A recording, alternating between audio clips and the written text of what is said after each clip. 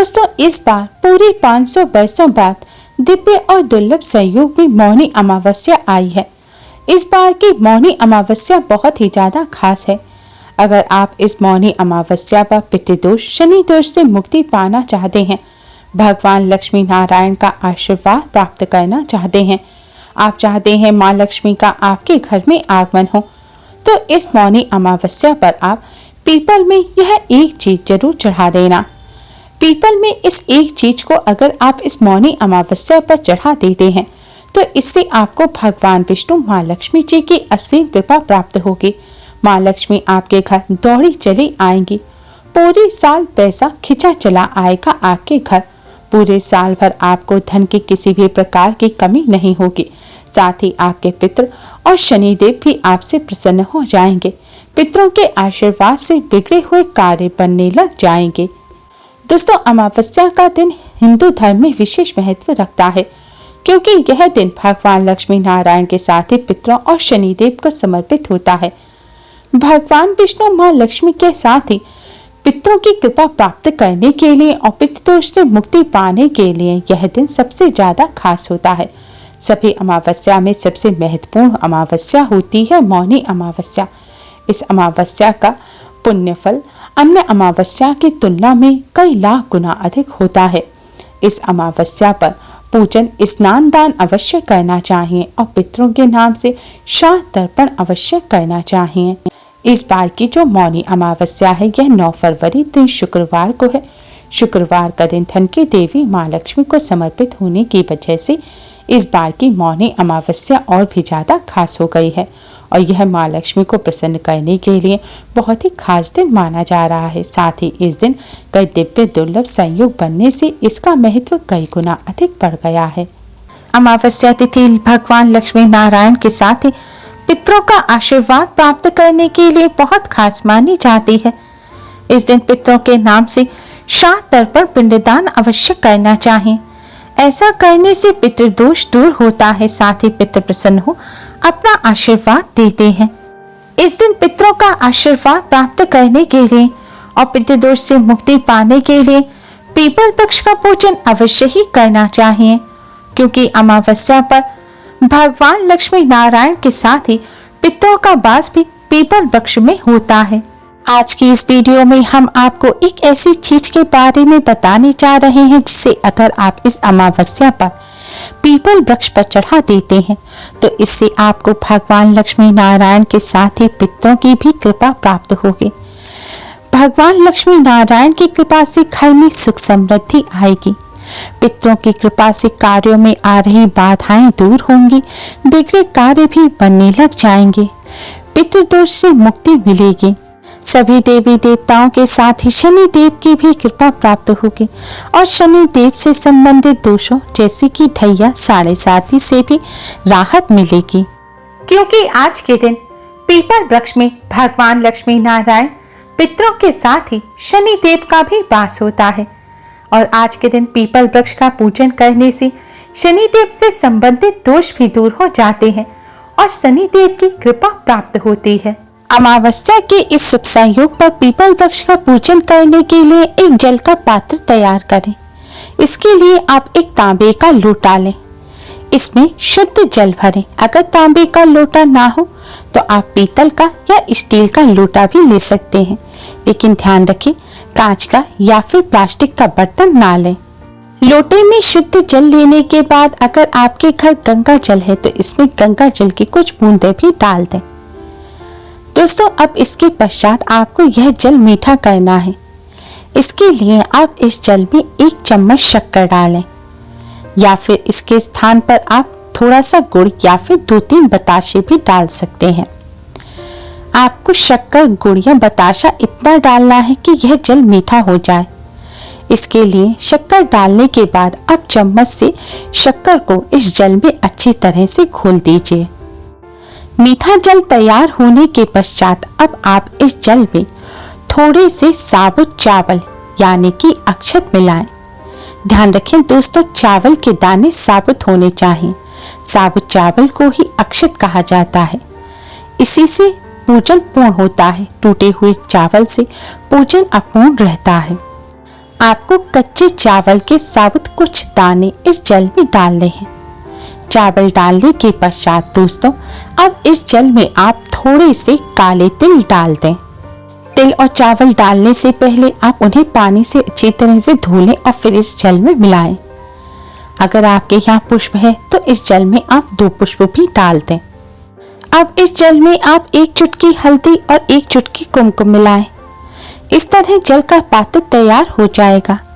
अब दोस्तों आप एक मिट्टी का दिया लें। मिट्टी का ना हो तो आप साफ जल से आटा मढ़कर बिना नमक का उसका आप दिया बना लें। अब इस दिए में आप सरसों का तेल भरें और रुई की बाती लगाएं और इस दिए में भी आप थोड़ी सी काले तिल और थोड़ी सी कुमकुम डाल दें। अब आप पीपल वृक्ष पर जाएं। सबसे पहले पीपल वृक्ष में विराजमान सभी देवी देवताओं और पितरों को प्रणाम करें। अब आप भगवान विष्णु जी के 12 मंत्र ओम नमो भगवते वासुदेवाय का जाप करते हुए पीपल वृक्ष पर जल चढ़ाएं। पीपल वृक्ष पर जल चढ़ाते समय आपको इसी मंत्र का जाप करते रहना है।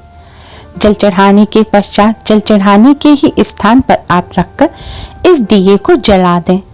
दिया जलाते में भी आपको इसी मंत्र का जाप करते रहना है। दोस्तों दिया जलाते में आपको इस बात का ध्यान रखना है कि दिए में 2 तरह की बाती होती है, एक लेटी हुई और एक खड़ी बाती।